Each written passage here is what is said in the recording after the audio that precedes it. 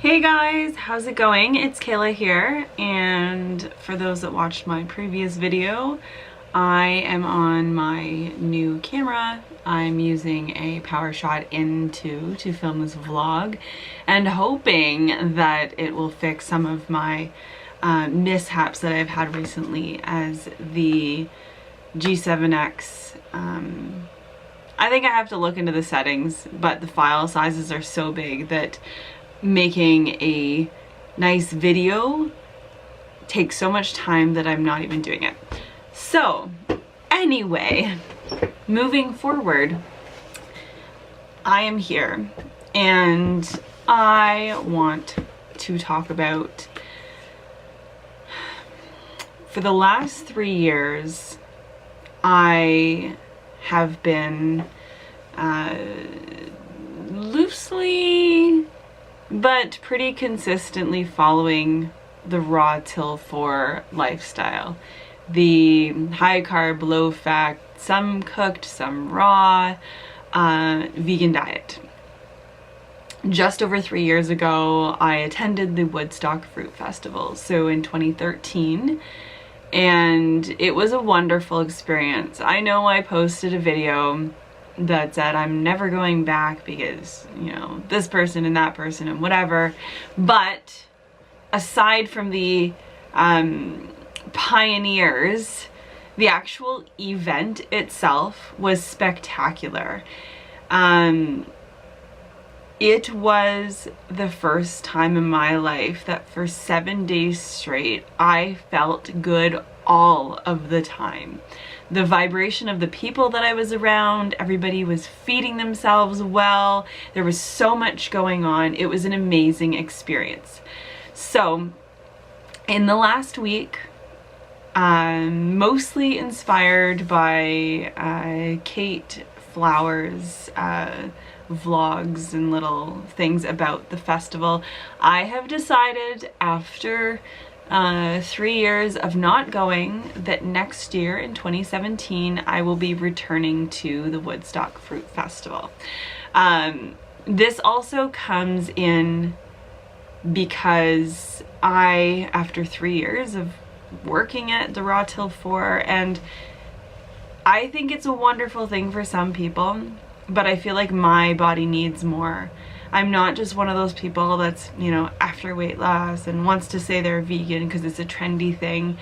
I have healing that needs to happen in my body, and if I followed Raw Till 4 to a T, it would probably work for me. But the cooked food, when it comes in, I can't stop. It just goes and goes and goes.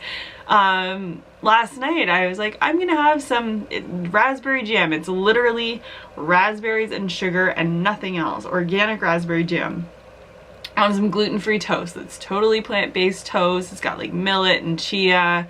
Super simple. And I eat half the loaf of bread.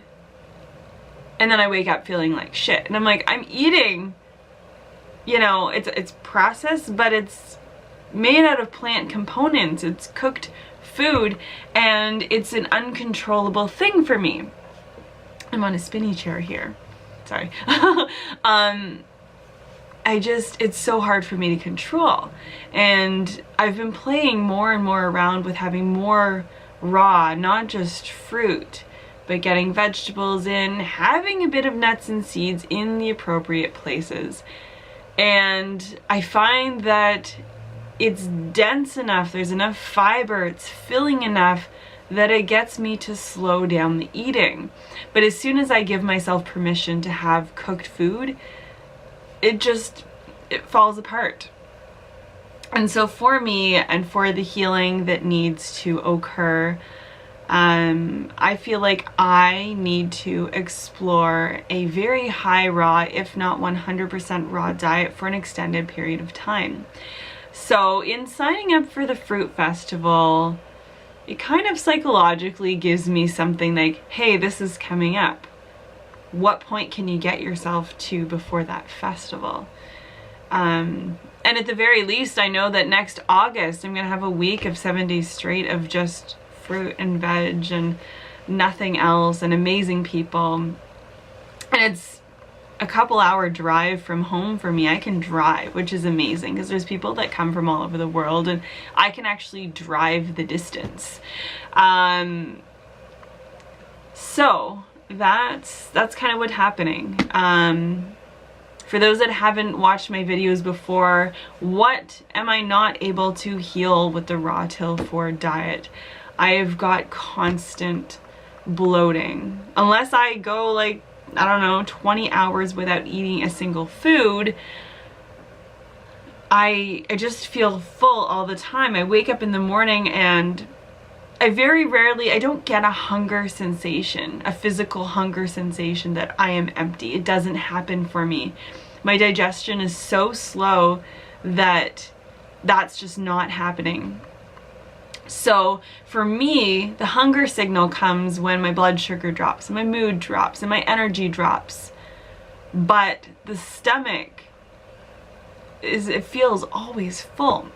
So I've been trying to do a lot more smoothies, blended foods, simplifying. If you told me 3.5 years ago, when I first found 80-10-10 or plant-based, raw, no fat, no oil, well, low fat, no oil, I would have never ever been willing or thought that I would be able to do mono meals. And now most of my day is a mono meal. I usually do a single fruit for breakfast. I have a very simple smoothie at lunchtime or throughout the day. It's an excellent thing to bring to work. I'm so fortunate that I work in places where I can consume while I am working to kind of keep that going, and I'm figuring out what works. Constant bloating, number 1.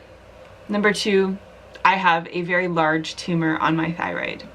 I don't know whether it's affecting me or not, but I know it's there, and it's a good size. You can see when I move my throat that it goes up and down. I just found this tumor in 2009 or 2010. It was over 5 years ago I found it. And recently I found out that I have kidney cysts, which they knew 5 years ago when I had kidney stones. I had no idea I had kidney cysts, and apparently I have more than I did when they first saw them, so I'm having to go to a specialist. I experience, as I just said, extreme blood sugar drops really, really quickly. And I am a sufferer of chronic anxiety and depression. So for me,